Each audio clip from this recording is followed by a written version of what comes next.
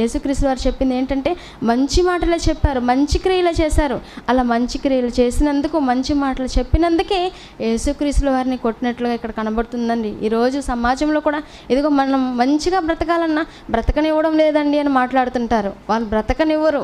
అయినప్పటికీ మనం ఎలా బ్రతకాలంటే మంచిగానే బ్రతకాలి. అందరూ చెడ్డవారిగా ఉన్నప్పటికీ మనం ఎలా ఉండాలంట, మనం మంచివారిగా ఉండాలి. ఇదిగో మనం దేవుడు చూపించినట్టు ఆ మంచిని క్రీస్తును నమ్మిన మనం క్రైస్తవులుగా పిలువబడుతుంటే మనము ఏది చేసేవారిగా ఉండాలంటే మనకి చెడు చేసినా పర్వాలేదు, అయినప్పటికీ మనం మంచినైతే విడిచిపెట్టకూడదు.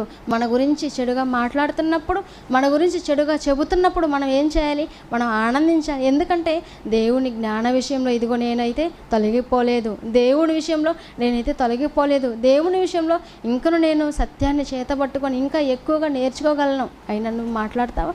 మాట్లాడుకో అని మాట్లాడే వారికి